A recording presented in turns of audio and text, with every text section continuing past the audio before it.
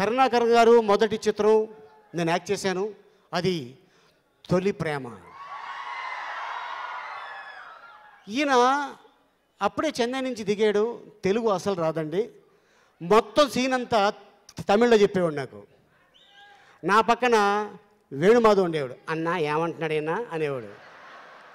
అరే ఇదంట్రా మ్యాటరు అని చెప్పేవాడిని.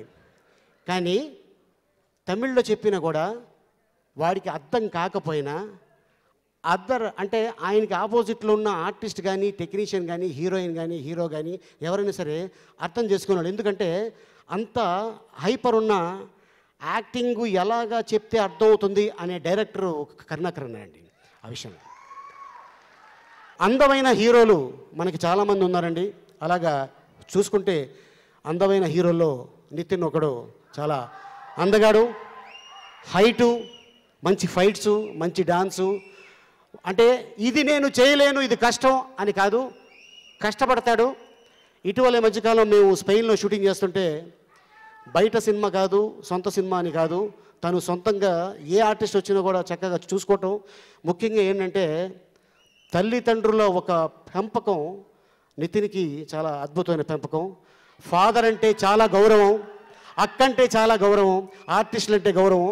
ఏదో నేను హీరో వచ్చానా, వర్క్ చేశానా, వెళ్ళిపోయానా అంటే మిగతా హీరోలు అలానే కాదు. తను చాలా వచ్చిన వాళ్ళందరినీ చాలా అద్భుతంగా చూసుకోవటం. సో డెఫినెట్గా ఈ సినిమా చాలా పెద్ద హిట్ అవుతుంది.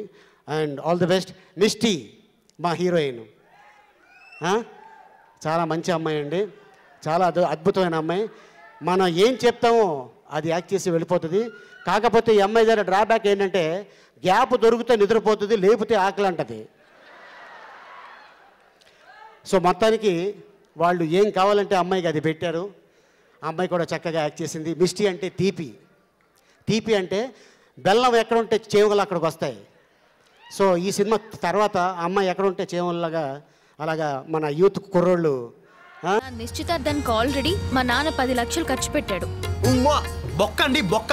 మీరు అనండి రూపాయి కట్నం పెళ్లి చేసుకుంటా. ఓ చారుశీల నేను నిన్ను చాలా ప్రేమించానమ్మో ప్రియురాలా.